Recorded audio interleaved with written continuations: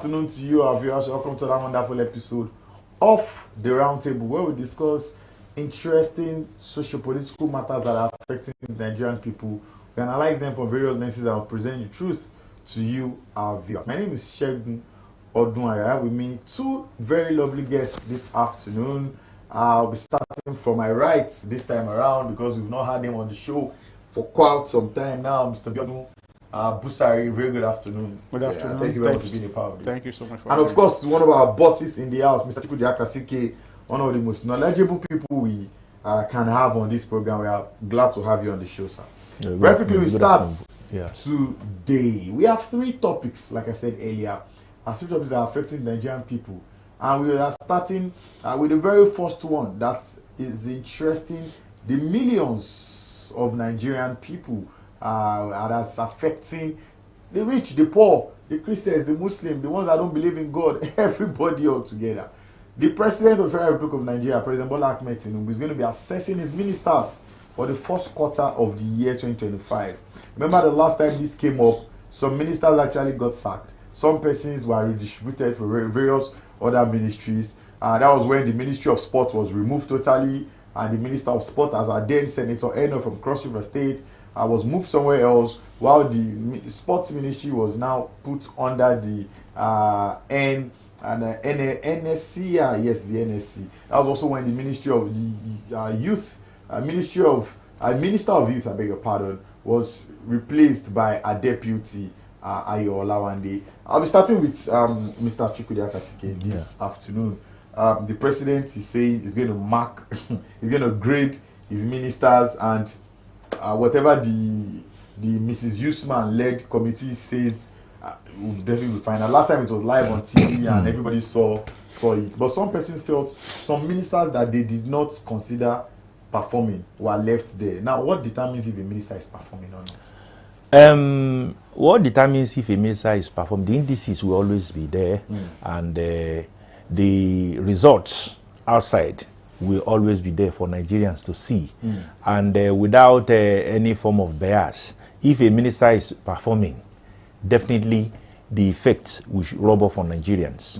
Nigerians will know it. Where you get the result is from the response of Nigerians. And I'm a Nigerian, and I know that some ministers have performed, though not excellently, while some have not really pulled their weight. Okay, I think I will come to you. In your own opinion, I mean, what ministers do you think should go? Should be sacked by the president? This person is not doing his job. It should go. Who, in your own, Okay. If you want to start by saying the minister that should go or not, a number of people, judging by, like you said, personally. Now, if we begin to that will ring a bell as a minister, definitely you don't hear their names. The minister is not performing. Maybe it's just silent. It may be performing. What if it's just silent?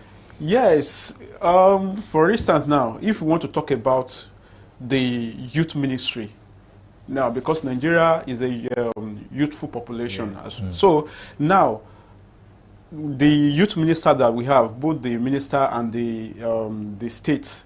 So, if you want to start now, what have they contributed to the youth ministry that we can say of tangible report? If they start talking now and they bring a slide, you may be surprised. Well, like what Mr. Kaseke said now, if you want to score any minister, you have to look at the impact on Nigerians. So, if Nigerian youths now want to talk now, what would they say that the ministers have done for the past maybe two years? So, if we can't see anything tangible, then definitely they have not performed. So, which persons do you think should leave? I think you are indicting the youth minister. Well, I would not want to mention any name. Okay, all right. To you, for I know where you are going. from my own view analysis, I think without being told, the minister of FCT is working very hard. You can feel it even from afar. You can feel it. I think the man is naturally hardworking. It is whether he has some issues in rivers or not. The fact is that that man is a workaholic. And I think most people are like that. So I appreciate him. He has done well. The Ministry of Power has not done well because Nigerians are still crying wolf. They are not crying wolf where there is none.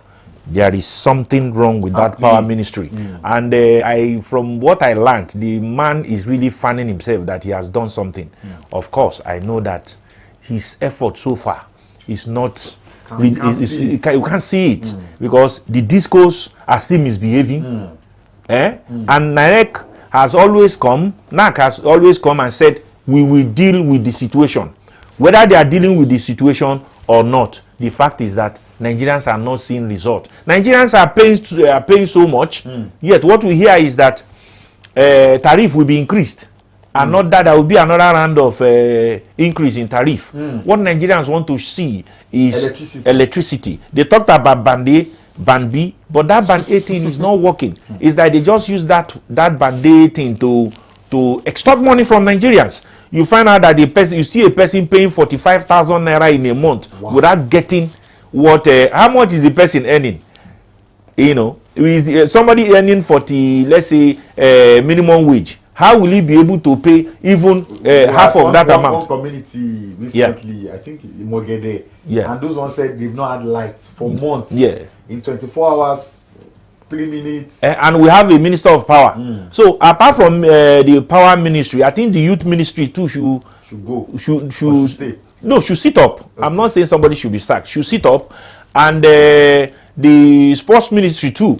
I didn't know how they manage a situation where our Super Eagles is about being removed from the for World Cup. So that is it. Those three. There are other areas too. A lot of people have been speaking about the marine minister, former Osun governor. That he just you may not want. That it just looks like they are in another country. Yes, you see that blue economy is a new ministry. And maybe the person they put there does not really understand the workings of that ministry. So we should give him more time. And if we find out that this man is not really keen with that blue economy ministry, they should take him to another place. Because one, I don't think he's a bad administrator. Because as a governor, he didn't do badly. Yes. Yes. Yeah. All right. I mean, the president is expecting. We are not the ones to give the audit to the president, but of course we have to do this. I know somewhere where you are watching us right now, you are thinking in your head, this minister. I mean, who are the popular? It's not even about being popular. If you are popular, it must be for a good thing or for a bad thing. The interior minister as well. Many persons speak well of him online. People get their passports. I mean, in a week, 2 weeks, it's not like it used to be in the past. And Nigerians in America and I think the United Kingdom at some point were complaining about the fact that they couldn't get their passports. But they complained and they came back later online, of course, to say that there was a solution in sight. So, I mean, we do hope that something is indeed being done to get these ministers working. Now, what do you think should be the score sheet? I mean, the next goal line for these guys. Okay, you guys have crossed the level 2. Okay, level 3. Like you're playing a game. What should be their next aim, their next goal in bringing soccer to Nigerians under this administration? Okay, I think some of those ministers that have performed well, like FCT minister as mentioned, and Olubumi Ojo, that's interior minister as well. Well, some of them like that, they have performed, let's say, above average. They can be given another chance. Of course, when you are playing better, when your team is better, then the winning team is given another chance to play. Then they should give him more opportunities, more if they need funds for their ministries to do well. The president should do that. And having said that, the ones that we've been given 2 years have not performed well, creditably well. It now depends on the president to say, let's give them maybe 1 year to prove themselves again. But I believe we have 120 million Nigerians. I mean, according to last time, I think we will definitely be more than that. More than that, yes. Billion. Yeah. So I believe the president has a lot of brains that can do well to be given more chance than these people. All right, the Tinubu government will be 2 years this May. I think we should score the president himself. He's scoring his ministers, but the Nigerian people gave him the mandate and should score him. If we are looking at this medium, we are using this medium to score the president on various levels: education, sports, infrastructure, security, economy, and so on and so forth. How do you think the president has? How well or how bad he has? Definitely, it is not excellent. Definitely, it is not Uhuru.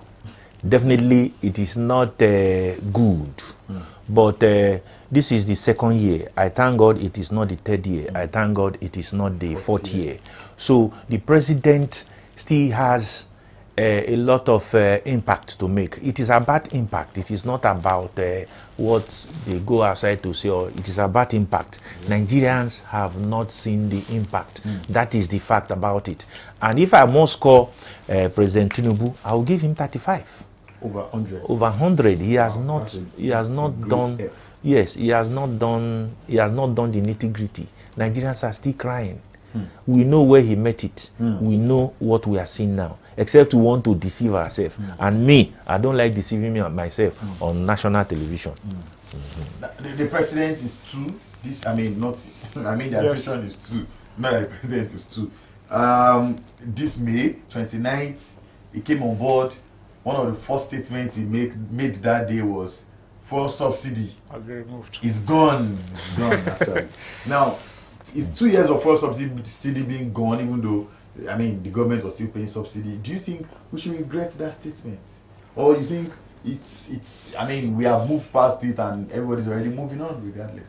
Well, if we say that we have moved past it, that would be a theoretical assertion, but because the practical aspect of it, we are still battling with it up to now. Now, a lot of economic experts have said that removal of subsidy was not the problem in itself, but the proclamation that day and not having machinery tools to take care of what you've been removed, that was the problem up to now.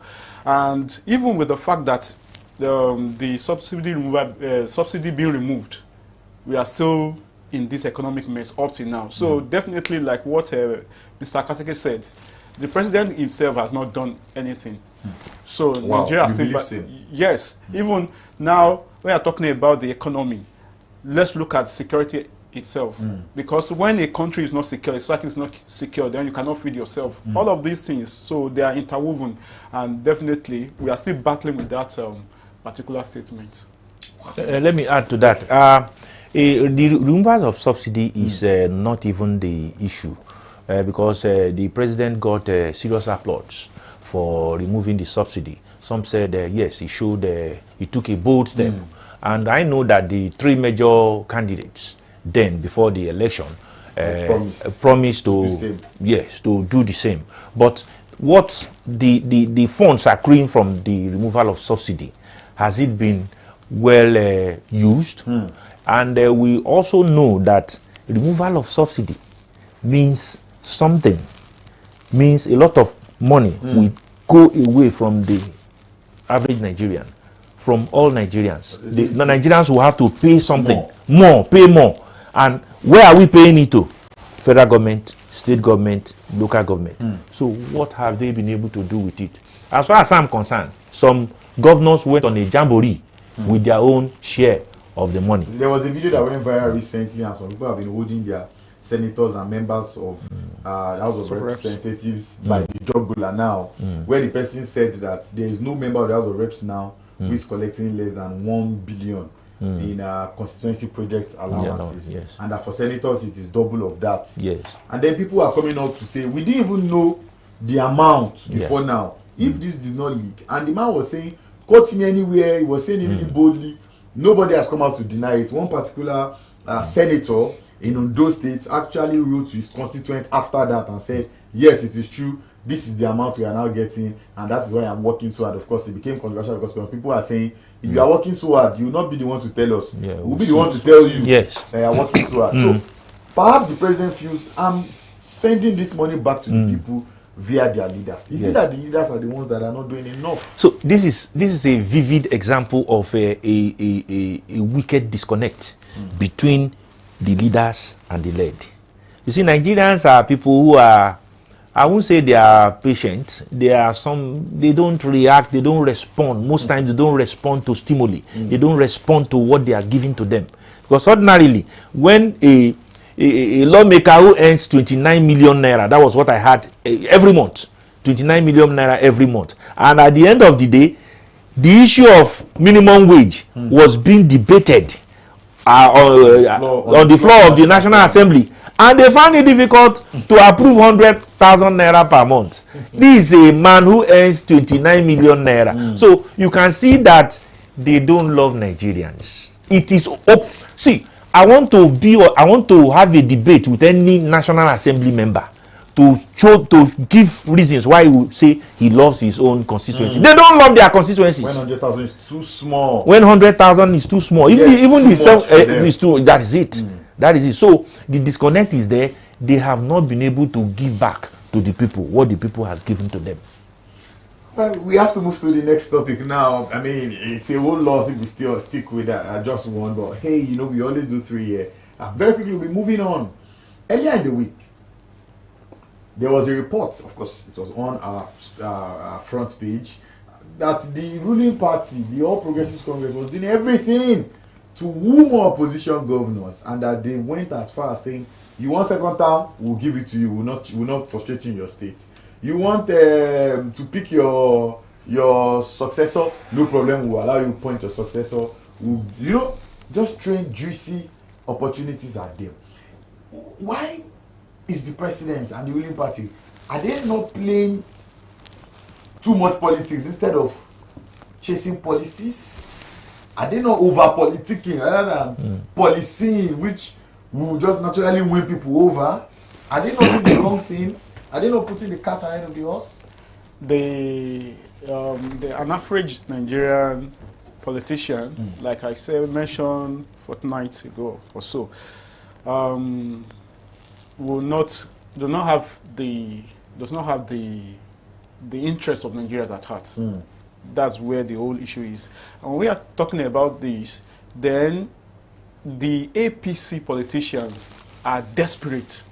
So they are desperate to have the 2027. And when you are talking about who is leading the pack, then definitely you are talking about the president. So the president will do anything to be returned in 2027.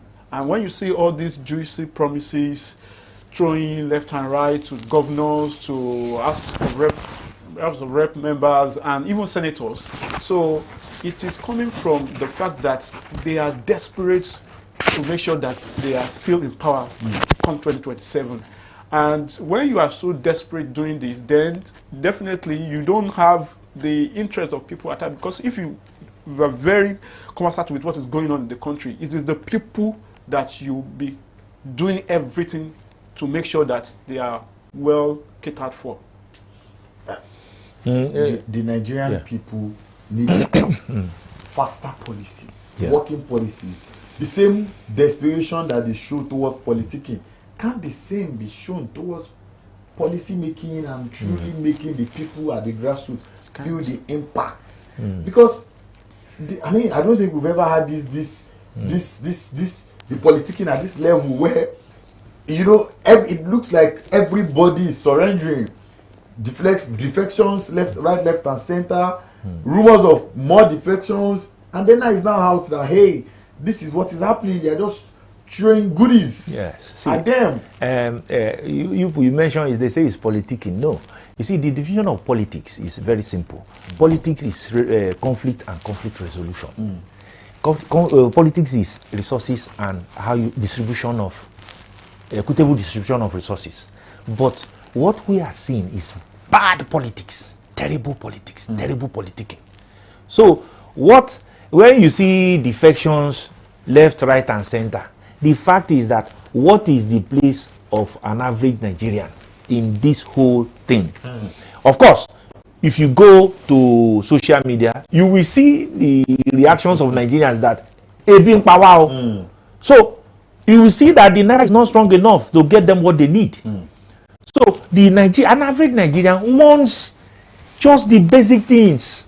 And if you have not been able to give Nigerians the basic things within 4 years, what moral fiber, on what moral ground will you be standing to say you want more votes? Of course, if you see Nigerians as not responsive to political stimulus, you can do whatever you like. But today I tell you, if there is a free and fair election, Nigerians will react. Nigerians will tell you that you didn't do well. So this issue of defecting left, right, and center, everybody moving collapsing into APC, it is a sign that something terrible will happen. It's not left for Nigerians to know how to handle it. Does it not also speak badly of the opposition parties, even in the United States of America? I mean, it swings both either way. It's either it goes Republican today, it goes Democrat tomorrow. There are states where we know that these are Democrat states. There's nothing can move them. And there are states where they know these are Republican states. And then there are swing states that they are not for you or against you. Any day they feel your policies are not good. But now, places where you think, okay, these are the people that work here. These are the people that the people here have been voting for. The leaders, all of a sudden, looks like they are just moving. Is it not stomach infrastructure? Just like what you just called it now. Number one, Nigerian political parties, they don't have ideologies. So when we were growing up, we know that when we read the ideologies of those political parties, we know that what they stood for then. And even up till 1990s, SDP, NRC, not this SDP. So we know, we know what they stood for. But then, because of what has happened over the years, after the military left, I think a new set or new crop of politicians, they just saw that Nigeria is rich and the resources should be mixed. And this is what we have been seeing them doing. Even when talking about the opposition you talk about, a lot of opposition that you vouch for in the past, where are they now? So they are leaving, going to APC, and you cannot really blame them, in quotes, because when they don't have what they are doing and they promise them, come and be the ministers, maybe in the next you be the governor, like you can choose this, you can be that. So definitely that is their own career, and they go to where they can. The food is available. Exactly. When will the food be available for Nigerians? For Mommy Bosse, for Mr. Ahmed, for the real people. Yauche. That is these real people. You see, the opposition in Nigeria, I thought after 2023, I thought, okay, within 2023 and 2025, the opposition will be able to organize itself. But the more the day passes by, they become rotten, because you see immoral behavior from an opposition that should be protecting the masses from maybe the excesses of the government in power. But you find out that the opposition will even give you an indication, or many indications, that, man, if I go there, I'll even be worse than what is there, what we are seeing now. So, as it is, Nigerians are, the ordinary Nigerian is the person suffering the misrule, the weakness of the opposition, the fact that the opposition is chasing money and not chasing ideology. That is why Nigerians will continue to suffer. It is not yet Uhuru. It is not even, the situation is not even good enough not to talk of being Uhuru. So the opposition must stand, strong and see how they can save the situation. As far as I'm concerned, there is no difference between the ruling party and the opposition. The opposition is even more confused than the ruling. To be there about. So the political duties to. Yes, the opposition can still do something. they can do something better, something critical than what it is now. Instead of them throwing VP to Obi, which has been denied and all sorts, they should really sit down. When they sit down and they come out with a good, because we cannot have a perfect ideology, but a good ideology that Nigeria will embrace. When they convince Nigerians that Nigeria was not like this when we were there, when we ruled. So Nigeria will also weigh that in the past 4, 8, or 16 years, Nigeria was better than this. So then when you throw option at them, Nigeria will look at, do we want to continue like this, or we should stick to these people? Definitely. So they have to also organize themselves. I mean the opposition party, the opposition itself, not even party. They should organize themselves, put their house in order, and then come with a concrete ideology that Nigeria can embrace to move the country better. Is this the beginning of the end of the opposition in Nigeria? The way things are now, if you look at the body language of the opposition, you see that the ideas are not there. The infighting, power struggle within the party, within the opposition, is what is killing the opposition. And at times they will say, oh, the ruling party is paying to some people to destroy the opposition. That is pedestrian. That kind of alibi is pedestrian. Nobody will buy that. A strong opposition, you can't tell me that the leading political party or the leadership in the country will, make mess of it, as we are seeing now. We must. The situation is hopeless. I know the question. The situation for the opposition is hopeless now as it is, except they make a strong move for them to improve. Because if they don't make, because they've not made any move so far. All we hear is Obi. The platform is not there, and the support is not there, because those that are supposed to, draw support or drum support for him are fighting each other, are fighting one another.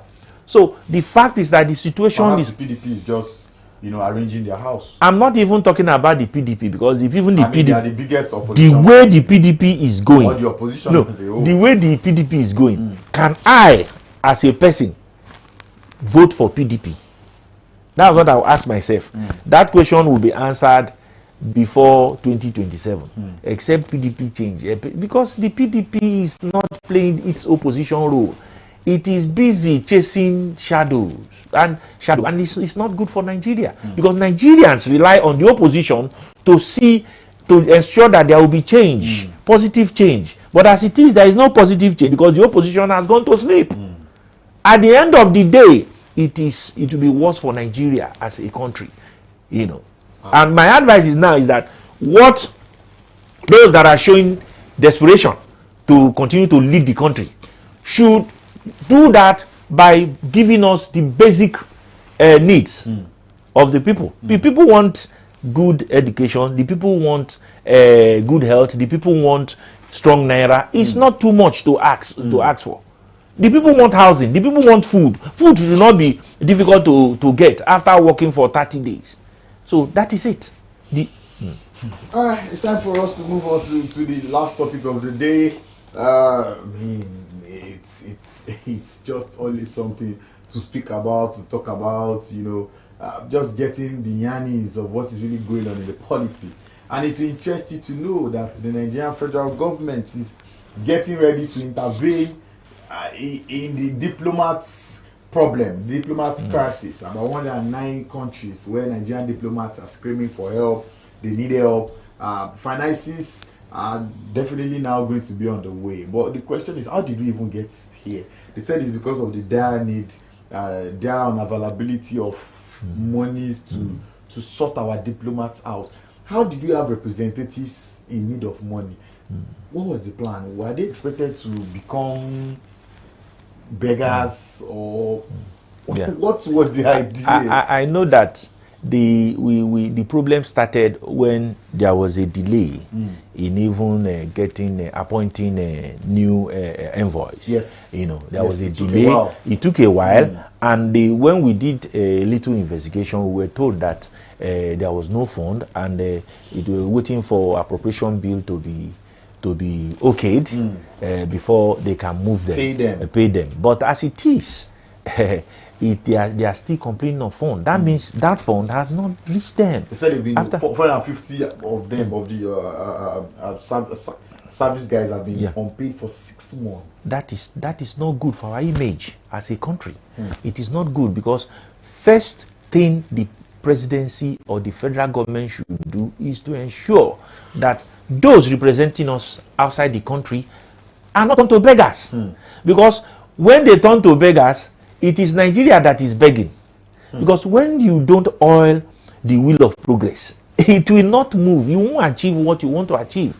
Envoys are there for certain purpose, to represent Nigeria and ensure that... It's probably why some of these guys working at the embassies require bribes from some of these men. And then apart from paying them, my advice is that apart from paying them, they should pay them well, so that there won't be any kind of what would I call it, any kind of image battering. Because the way we are going, you will find that there will be a scandal very soon.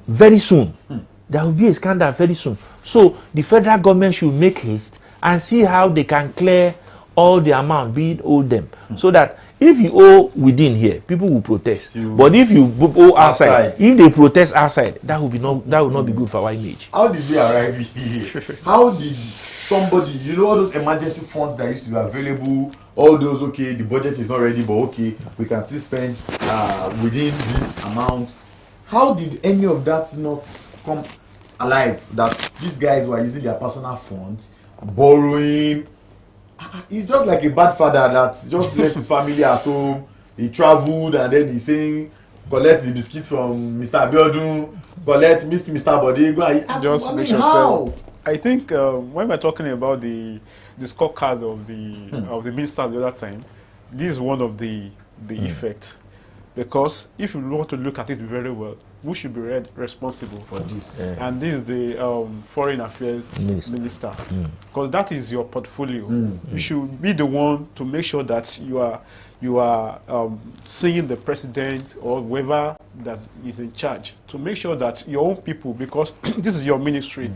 And we are talking about Nigeria, the image outside is very, very important. So it is the Foreign Affairs Minister that is not doing his job very well, so to say. So, and from there, if you know that your diplomats are not being paid, or they are not paid well, whichever it is, being hold, first, second, third, fourth, up to 6 months, then something is wrong. You should have said that, President. Half a year. Yes, because like what we know is that diplomats are the representative of the president abroad. So now let's assume that the lesser president abroad, or in US, UK, is staffing. So then what is the problem? So definitely it is the youth, the Foreign Affairs Minister that should be held responsible. And the minister has confirmed it, that they have money problems. The fact is that when we see them living large, go see an average minister, he wouldn't complain of not being paid. But somebody outside is not being paid. The problem is that when these big issues come, these people engage in simplistic reductionism over a very serious issue. You see something will happen. Is it not? They just reduce it to something that is very serious. That somebody will say, "Yepa, this kind of thing happened in this country." That will not happen. But they will just reduce it and make it look don't worry. So Nigerian leaders, Nigerian ministers should stop that and take things seriously. Let me give you an instance. When Jonathan was there, if there is a little problem like this, and somebody, tells the president, look at what is happening, you see that the president will become jittery. We know Jonathan for that. He will start looking for solution immediately. But what we see now, it started during Buhari's era. They will just reduce what is a serious matter. That's why I call it simplistic reductionism. It is not good in Nigerian politics, and that is why we must stop it to make progress. If we don't stop it, people will continue to complain, and our image will continue to be battered. Reports have it that new what's it called now? Envoys are about to be sent. Some persons will be getting. There has been this list now since forever of ambassadors. They say some people are even begging some people to help them check name on the list. If they've not removed my name, many names have been mentioned, but of course it is not confirmed. Officially, if we can, we will still wait for them. Is there a possibility that these names have not even been released because of all this brouhaha on the ground, and they probably want to just, I was about saying that it's likely, because just like what I mentioned the foreign affairs minister the other time, like what he said that you cannot send people out if you have not even really taken care of what is in ground. So there are all these envoys now that were about to be sent out. Some of them, it's a good thing for them. They will say, for this administration now, there will also be diplomat envoys, which is a good thing for them. But people are still lobbying. Yes, but lobbying for where there's no money. But where they are going, where they are they will know that if I step out of this place to have this kind of appointment, definitely is big for them. When you are talking about big, then you know that their CV and credentials has been increased. But then this is not what Nigerians want to hear. What Nigerians want to hear is that how good are being taken care of and what is being done in the foreign missions.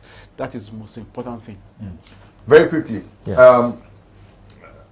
why do issues like this have to come out to the fore on this scale before we start hearing, we are on it, why do we have to be embarrassed? Is it until somebody goes to protest somewhere and then it is because it's either the advisors of our leaders are not sitting up to their job. They are not working very hard to see these things coming.